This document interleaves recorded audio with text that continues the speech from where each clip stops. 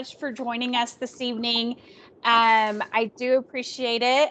We are 11 days out from Ride Weekend. Technically, I guess you could say 10 and a half days, since today's pretty much over.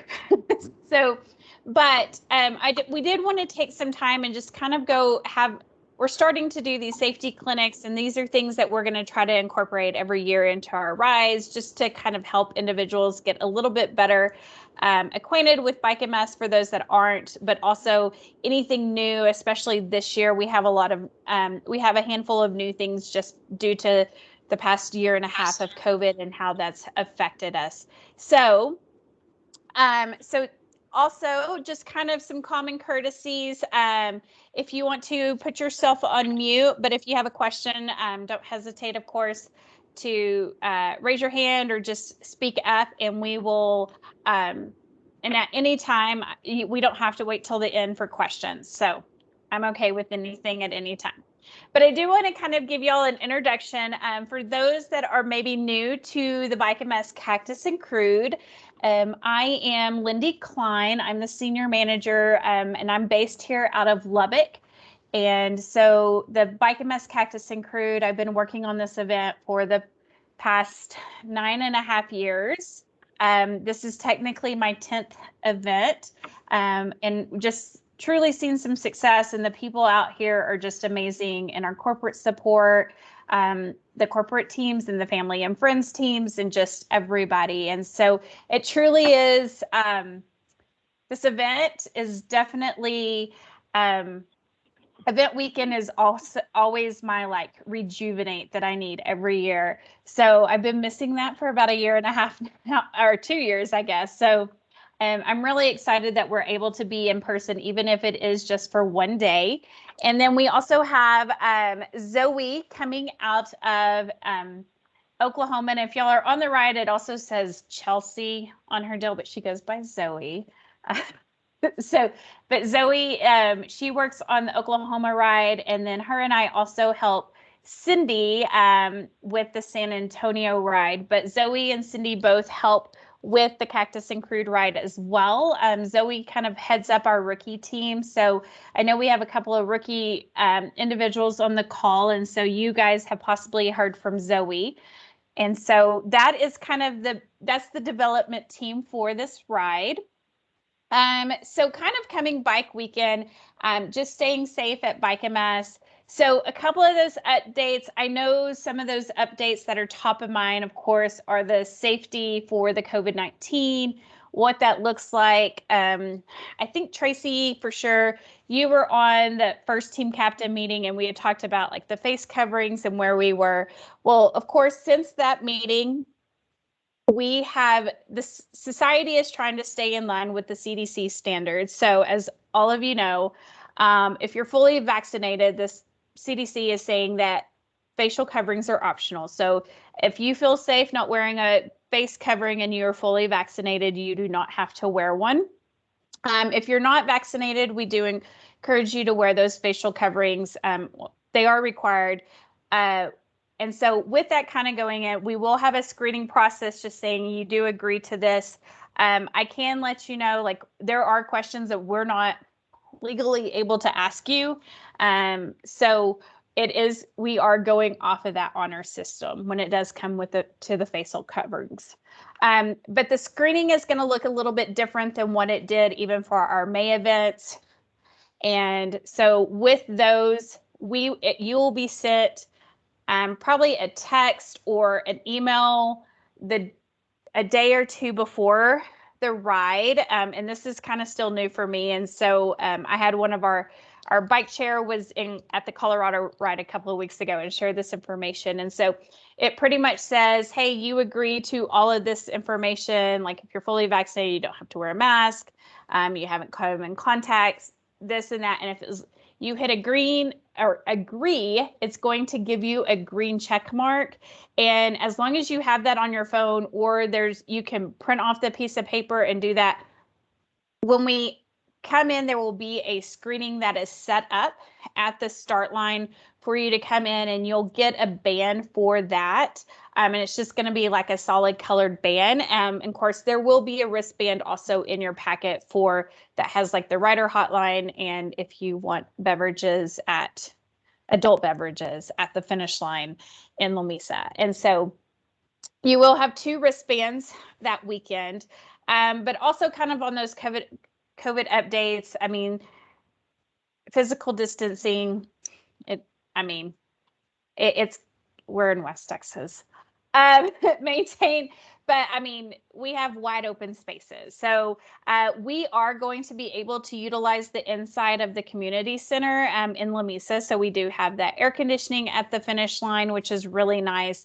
And we're going to have the tables kind of spread apart, and we'll also have the chairs. But if there's individuals who are not feeling comfortable of being indoors and with multiple people, then we will have food and everything else and bathrooms that are set up outside for those individuals. So we want to make sure that we're catering to everybody and everybody feels safe with us having these in-person gatherings. We will be also following those CDC guidelines of making sure the surfaces are clean, those high touch.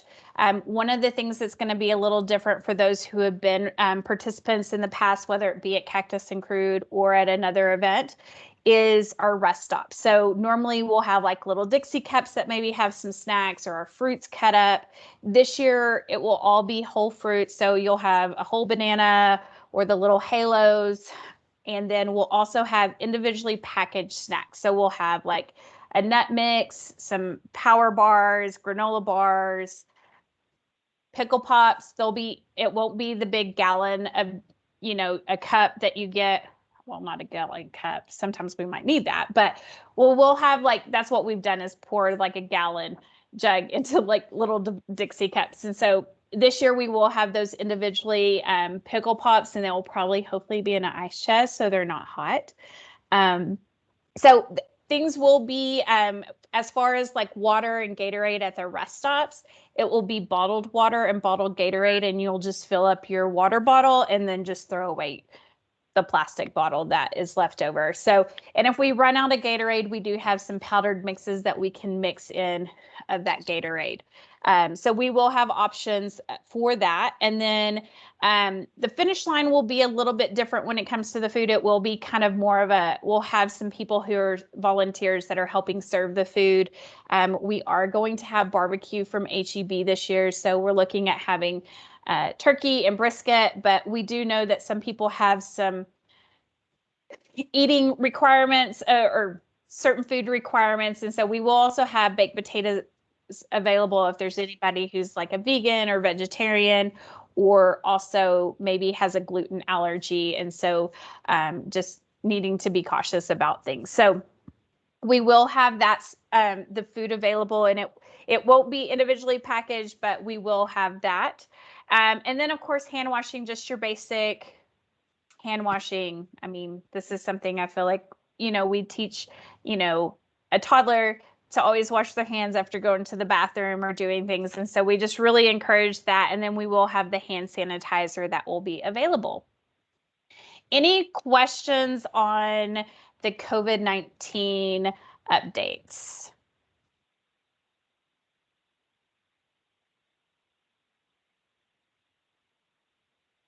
Awesome. Zoe, will you kind of watch the chat too and make sure, and there is a chat if anybody has any questions and you don't want to talk, but you want to type it up in the chat, you're more than welcome to do it there as well. So, all right. So the next thing is just kind of that packing list. This is kind of a generic packing list that we have for all of our rides. So there might be things on here that maybe don't necessarily always pertain to us. Like rain gear, of course, this is 21 and we've had a crazy summer with some rain. So rain gear might actually be needed, but the mandatory things are the helmet, your rider number, the bike number, wristbands, ID, cell phone, and mask if you're not fully vaccinated. The recommended, your comfortable cycling gear, shorts, jerseys, socks, gloves, sunglasses, your cycling shoes, rain gear, spare tube patch, pumps, water bottles, sunscreen, health insurance card with with any important information, possibly tire levels and multiple tools. And actually, I think the only thing on there that's not really is rain gear, because that's just not something we normally deal with. But again, this summer, it could surprise us. I looked at the weather for the 17th, and as of right now, the high is 85. But with as much rain as you guys know that are familiar with West Texas, we do have higher humidity now. So even though the high is saying 85, that humidity does make it a little bit warmer. So I know we have some people who have, I believe, have come from Houston. And so the humidity still won't be the humidity level that you guys have in Houston. So, all right. So kind of talking about packet pickup here, just kind of, and I know that the image, for those that can see the screen, I know the image is kind of a little blurry, but kind of just to let you know, we will have packet pickup will be Friday, July 16th from 3 p.m. to 6:30. The location is at 414 West Texas Avenue. It's actually one of the Endeavor Energy Resources buildings.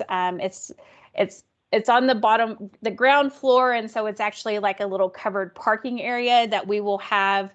And we're going to kind of try to do it more as a drive-through, just to kind of keep as little contact as possible at this time. But if people park and get out of the cars, that's not, I mean, we're still going to take care of you, and we'll have a table and stuff set up. And then, but if you're not able to make it to that packet pickup on that Friday, just let me know and we can work out.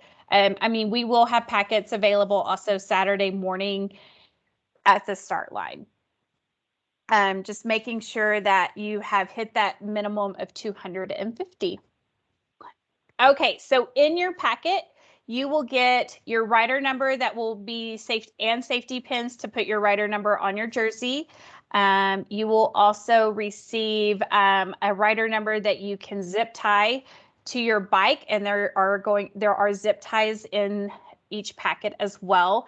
You will have a helmet number, the event wristband, which it will have your rider number. It will have the slots for us to verify age. If you want to get a drink, we will have beer this year in Lamesa.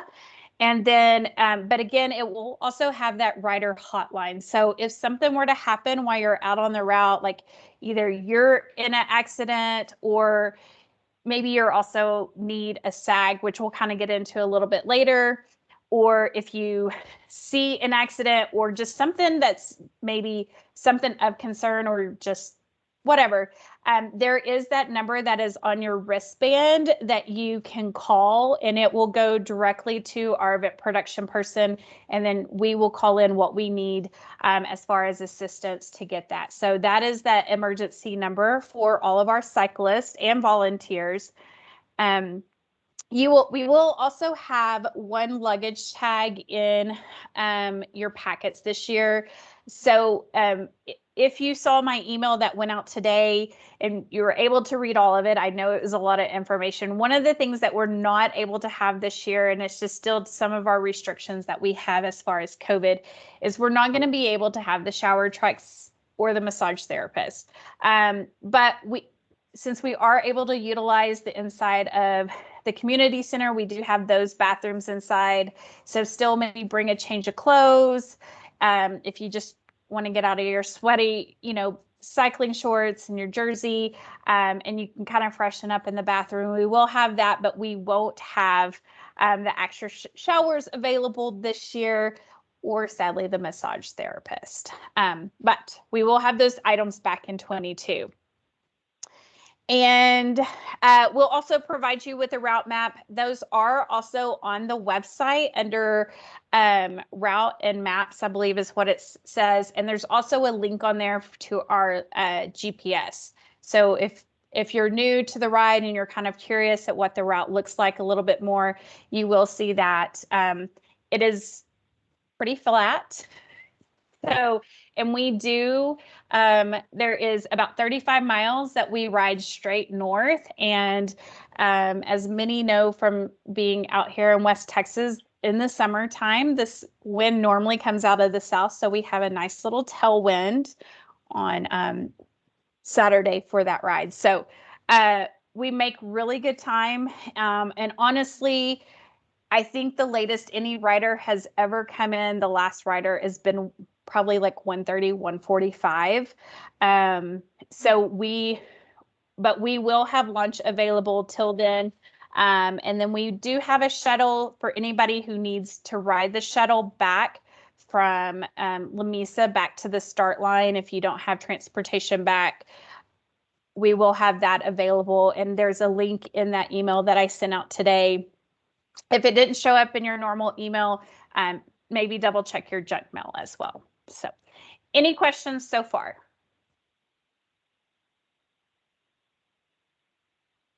I know I'm talking a lot. So, and I'm sorry that on this slide, it does say the location is to be determined. As I mentioned, it's at 414 West Texas Avenue. So, but it's also that information will be on the website, but it's also in the email that I sent. All right. Bike. So this is kind of just some of our general cycling safety rules of the road. Just kind of those common rules that we just need to remember. Stay to the right. Ride in the right portion of the rightmost lane in the direction. So there could be a portion of our route. So the route is changed for those that are very familiar with the original route that we've always had. From the start line to rest stop 1, it is different this year, and we will be on business 20. For those that are out there, know that there has been some construction on that road, and we are working with TxDOT.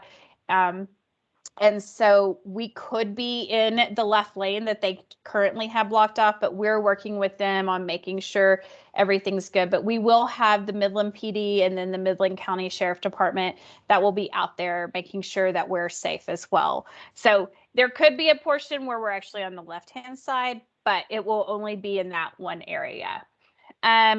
Look and signal, following the leader through traffic signs and signals. Also, following the road rules. Like, we are a moving vehicle, so if there is a stop sign, you stop. If there's a yield, you need to yield. Unless there is a law enforcement officer at that intersection waving you through, please follow those road rules as well. And make sure that we're staying two abreast and that we're not impeding the traffic. And then the other really big thing too is making sure you don't have your earbuds in. If we do see you with your earbuds in, we will nicely ask you to take those out because you need to be able to hear the other cyclist around you, but also that traffic that's coming. All right. Any questions? Yes. That earbud thing, that's one of your rules in your documents, correct? That's a MS Society cycling rule on those earbuds, whether it's a communication or what. And one tip, when I'm on some other tours as a riding ambassador, I would just say, please remove your earbuds or else I have to pick you up and take you back to the start, and with a laugh.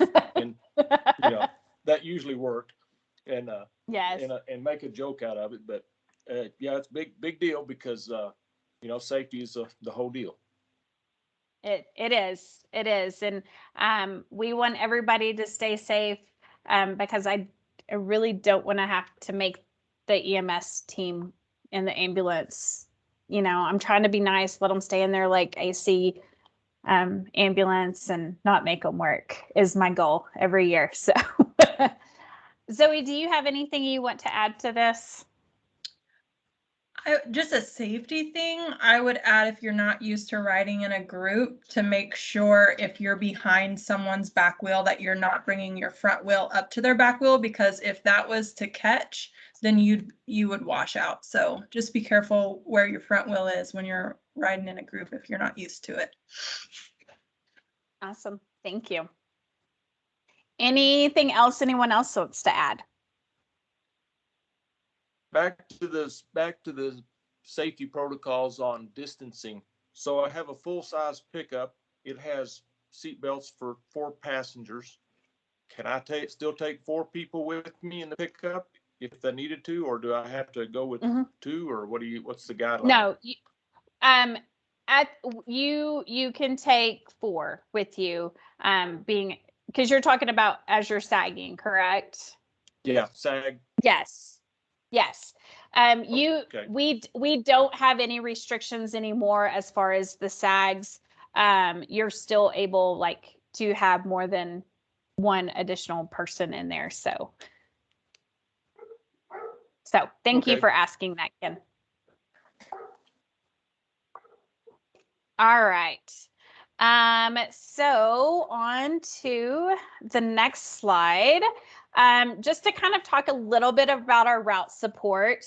As most other Bike MS events, if you're new to the Cactus and Crude or just Bike MS, we do have rest stops approximately every 10 to 15 miles. I think our first rest stop is the longest one, which is about 13 miles. And then you get to the end, and actually our last couple of rest stops are about 6 miles apart. So the last rest stop I know is about 6 miles from the finish line. So they get a little bit closer as you get further in the day. But approximately they're about 10 to 15 miles apart. We will have bike mechanics that are kind of out and about on the route. We will have bike mechanics at the start line. There'll be somebody probably at the finish line at some point, but some will probably be at a rest stop. But if you get to a rest stop and you need a mechanic, there will be an individual with a communications t-shirt on, and they can radio to let one of the volunteers at the rest stop know, and they'll have phone numbers of who they can call for mechanics if there's not a mechanic there, and we will get you a mechanic there. If for some reason you need a mechanic you're on the side of the road, again, you can call that hotline number that's on the wristband, and we'll get a mechanic there. And I believe we're going to have about 4 mechanics that are out on the route. So Peyton's has been really gracious on helping provide. We'll have our normal 3, Eric, John, and David, and then I believe Jason will be out there with us this year as well. And as I mentioned earlier, we also have the radio communications we'll have somebody that will be at each rest stop, but we will have a couple of radio people that will be along the route. But if there is something you need or medical, let them know. We will radio and they will get somebody there. As I also mentioned earlier, we will have an ambulance that's out on the route, and we will have some individuals at the rest stops that are maybe that will be a medical person. And so, of course, they could just be first aid and CPR certified. And we have, the Good Samaritan rule when it comes to treating an individual. But we do have the ambulance that's on route. And so, again, I like to keep them non-busy, if that makes sense. But I don't want to give them any work. So, but they are there. So if something happens, and then of course, Kent talked about, he is one of our SAGs this year, and we're excited to have him being one of our SAGs. And we have a couple of other individuals. And so they'll be able to give lifts to riders if you need one. If you're at a rest stop, let one of the volunteers know, like, hey, I just don't think I can finish, or hey, do you think I can get a ride up to, like, if you're at rest stop 3 and you want to get a ride to rest stop 6, we'll find somebody that can just get you. We'll call one of our SAGs that can get you to rest stop 6 so you can ride in those last 6 miles.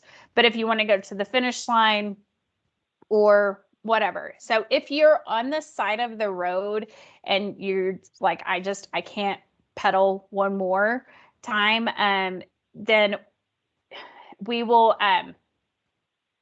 so you need to pull off to the side of the road, out of the path of the other riders, dismount, and of course stand near your bike. But there are enough people on there, call that hotline number that's on the wristband, and we'll get somebody there.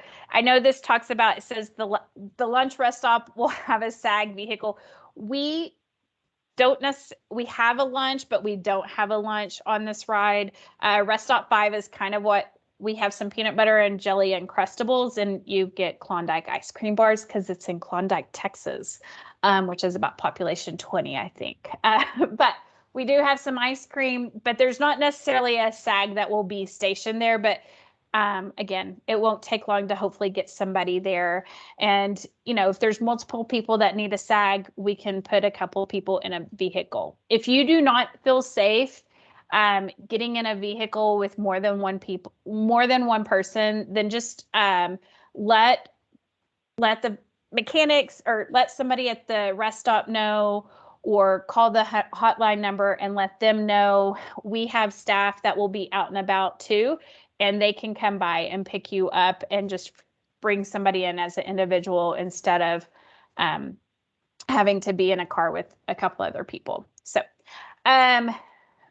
also, we will have, at this time, we have one ride marshal, but we will have a ride marshal that will be out on the route, that will be traveling alongside the riders, but they're going to be making sure that you're following those road rules and abiding to our safety rules, not having the earbuds in and things like that. Route maps they are online, as I mentioned earlier, and there is the GPS map that is there as well. And so kind of with that going in, so this is what the route looks like. I know it's kind of small, but we are starting here at Endeavor, which is downtown. So this is a little bit different for those that are returning to the ride. So we're going to be downtown, and we're going to head south to Business 20. And then we're going to take Business 20 until it intersects with Loop 250. And then, of course, there is a left-hand turn to get us onto the loop here. But again, there will be law enforcement here to help guide that and instruct that. And so we'll kind of loop back, or there's a left-hand turn to kind of come and get back on. And so those that are familiar with the previous route, this is where we intersect with the route where it's been in the past. And so then again, we will get here on 370 and continue on. So rest stop 1 is still in the same place that it's always been. It's maybe a little, like a 1/10 or 2/10 of a mile, a little bit further than what it has been in the past. But it's right at that 13 miles. And so we'll have your first rest stop, and then we'll turn and we'll get onto the County Road 1050. And I will give you a heads up that there is some loose gravel here on the road, as well as when you turn between here and when you go over I-20.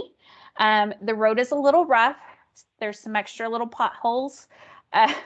So that is, but there will be signage just letting you know to be cautious for the rough road that's ahead. And then of course we'll go over I-20, and that is probably our highest elevation, I think, on this whole ride. And then we'll go back down and we'll get, and then County Road 1050 turns into FM 829. And so we will continue on. We will have a rest stop here that's kind of stationed on the side of the road. We'll go up, and as some of you know that are familiar with the area, this is a very busy intersection. Highway 176 has a lot of truck traffic.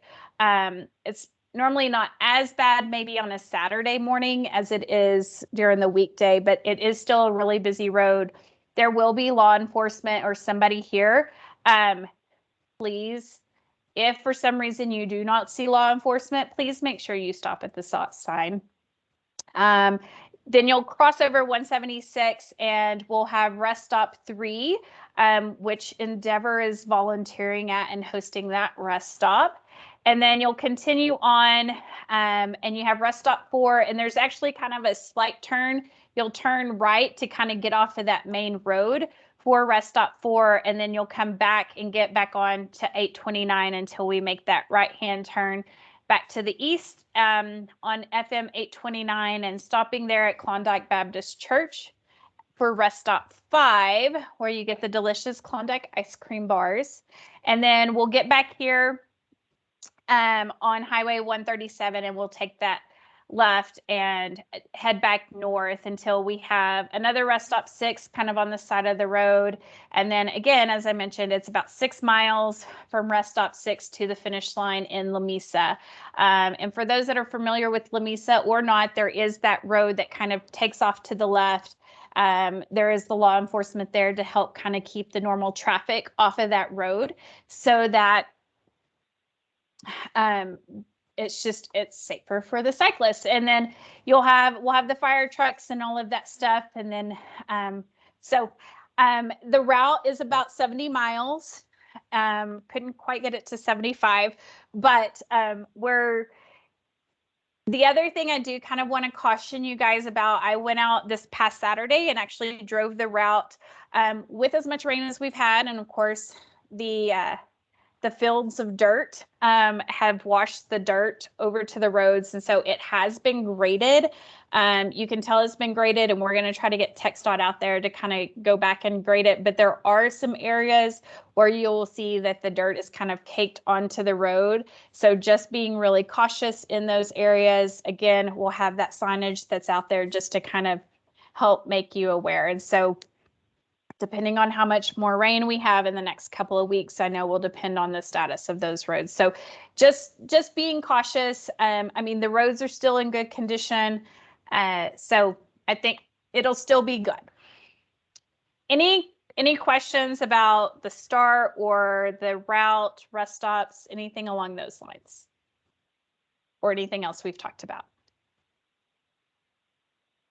Do you expect most of the SAGs to be in the last 20 miles? They'll kind of just be kind of stationed without. So, I mean, we'll probably have some that will hang out at rest stop 2, or maybe rest stop 3 because it's got the parking lot. They'll kind of just be wherever. So we don't necessarily have them at the last 20 miles. It kind of depends on where the majority of the cyclists are kind of in between.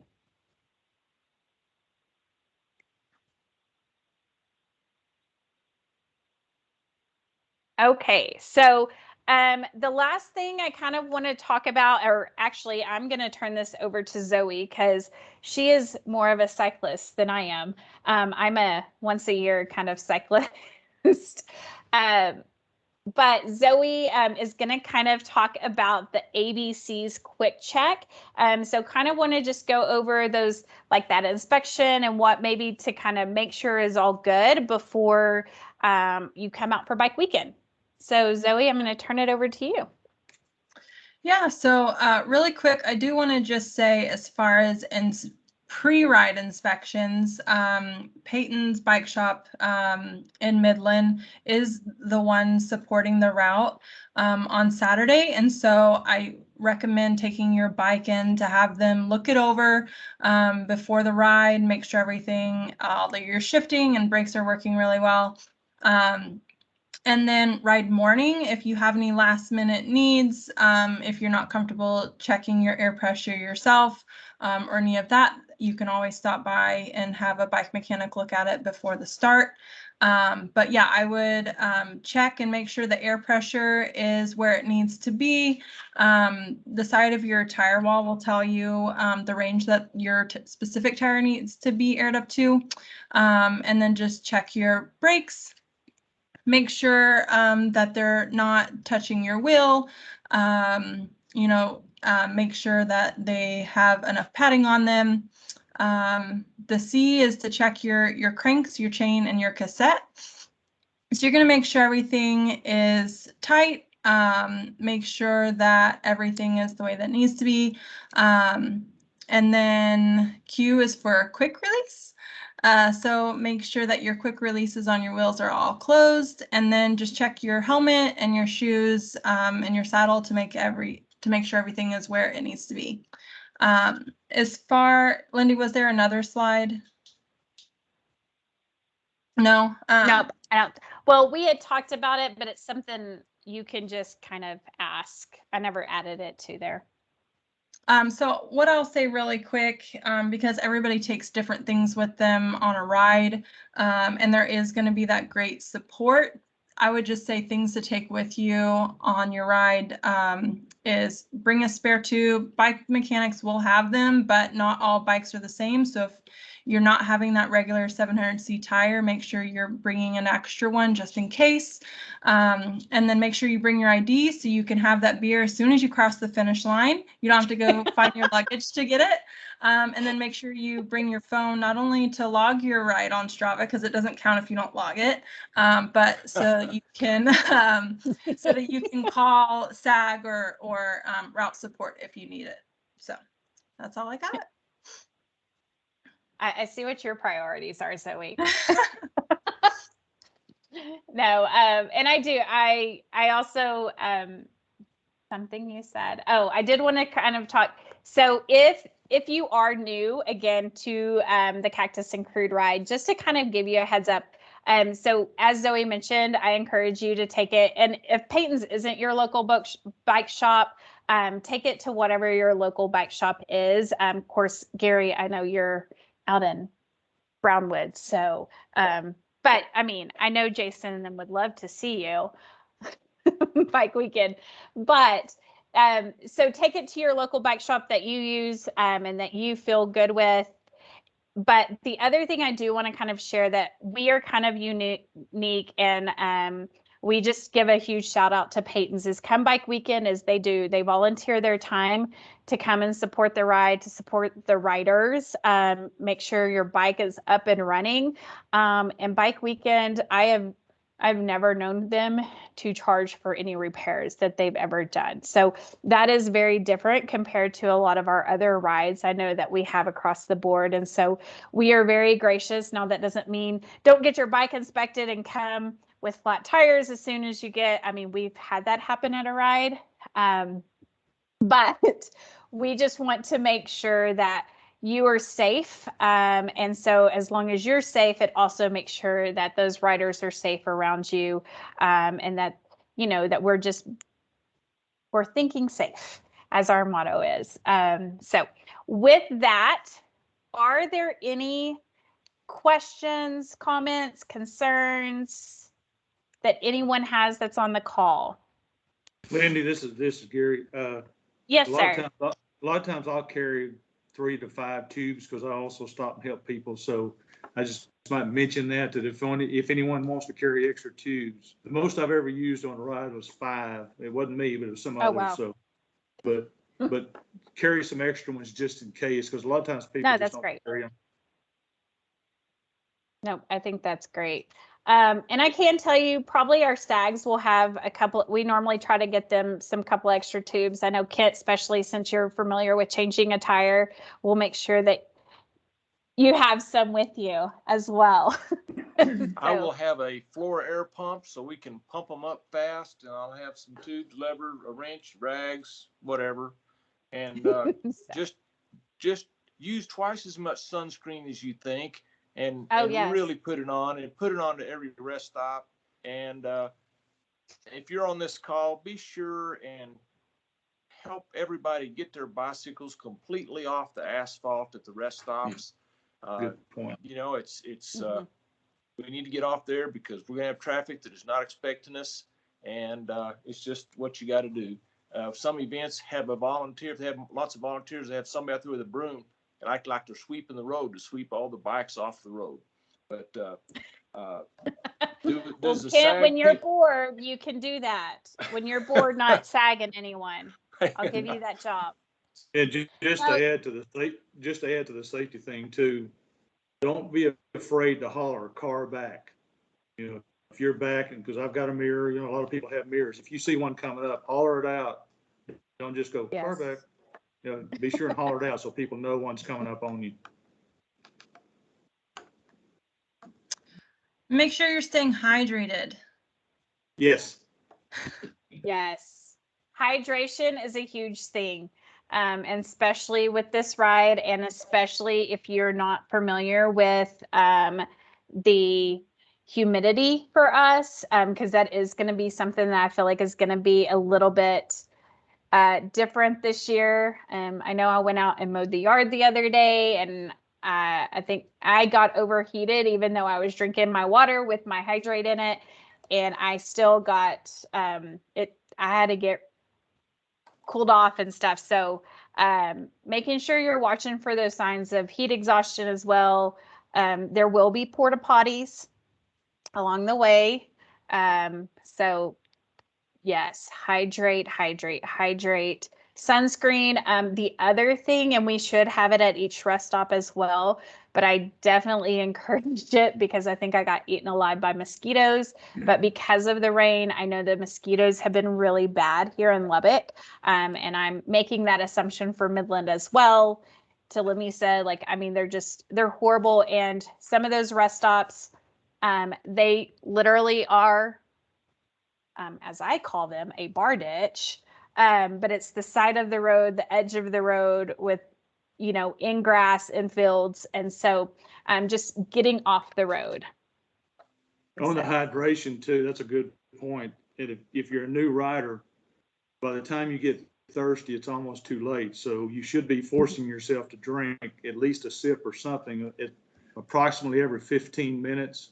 That's just a good rule of thumb. So, but when you start feeling thirsty, you better get you one pretty quick because it's almost too late. Drink a lot of Gatorade the day before the ride, and just get up in the middle of the night if you need to, but get those electrolytes going. If you've been riding and you have leg cramps at night, you're not getting enough electrolytes, and that's just your body talking back to you. So good info. Yes. Grumpy, do you have a question? I know you messaged that your tacos are ready, but you also raised your hand. And I do not know who Grumpy is. I mean, I have some ideas, but I don't want to be wrong. Okay, I guess he stepped away, or she. If anybody is new to cycling and they need to know what to carry with them in more detail or how to change a tire, if you just want to know, I'm happy to meet with you separately and to go over any of that stuff with you. So. And I'm going to be sending out, we are recording this call. And so I will be sending this out to especially our rookie riders for Cactus and Crude this year, as well as the team captains, and encourage them to share it with their team member. I'll actually probably send it out just to everybody just to make it easier. And I will also share Zoe's information in there and also put that in there. So that way, but her email is chelsea.baker@nms.org. So anything else? I see a couple of other people on Chad or Jonathan or Tracy, or anybody else have anything to add or ask? And I think Jason was on. Lindy, let me jump in one more time. I've done a lot of these, and you got it. Well, and you've been a ride marshal before. Most of the vehicles that are supporting this ride are going to be going a whole lot slower. They're going to have their flashers on. They're going to be moving way over for the riders, and also with the windows rolled down. And if I come up to somebody, I'll look to see if your thumb is up or if your thumb is down, or if you need help. Sometimes tap their head, or sometimes take their helmet off. Sometimes they put their bicycles upside down when the bike is tired and doesn't want to go anymore. And just there will be more volunteers with motor vehicles than there will be regular traffic on parts of the route. And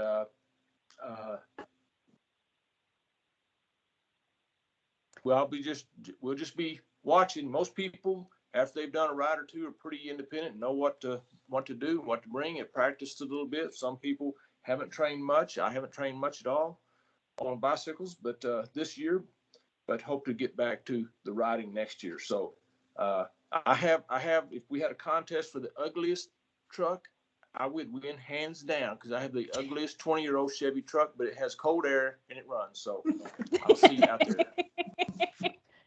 So kind of speaking of that too, Kent, it brought up something that I know it's something that we've had to cover at other rides before. One thing I would suggest to, or let you know, is most of the event vehicles, if not all of them, that are out on the route should be marked in some sort of fashion by saying Bike MS or, communications. There will be something, and there could be like shoe polish on the window, something. If you see no markings that they're a part of Bike MS, please do not get into that vehicle. I don't see it being a concern, but I just want to put that out there, that you really never know these days. And so I just want to keep everybody safe, and I don't want somebody getting in a vehicle that is not part of the Bike MS support. So our SAGs will be marked, and so and those that can give rides or staff, if we have on a bright yellow t-shirt that says staff MS Society, we're legit, I promise, because we wouldn't wear those shirts necessarily unless we have to. So, I mean, I wear mine proudly. So, yeah, if you don't, as my husband just said, if you don't know them, just yell, stranger danger, stranger danger. So, but that's my little humor. All right, anything else? Well, I do appreciate your time. If there is anything else, shoot me an email, send me a text. In the email that I sent out, it does have my cell phone number on there. If text is easier for you than emailing, please don't hesitate to send me a text. Just let me know who it is when you text me. So that makes it a little bit easier when I'm trying to figure out who I'm talking to. So we are excited. I can't believe this is finally happening after 2 years. And I know it's only one day, but we're gonna try to make this the best one-day ride as possible. Thank you, Zoe. And I know a lot of our staff, we're just excited to be able to come out and support you guys. You'll see about 6 or 7 staff members that are coming out to help support this event from Texas, Louisiana, and Oklahoma. We got Miss Zoe's coming from Tulsa. So we are excited, and I look forward to seeing you guys as soon as packet pickup in 10 days. So thank you all so much, and we will talk to you guys soon.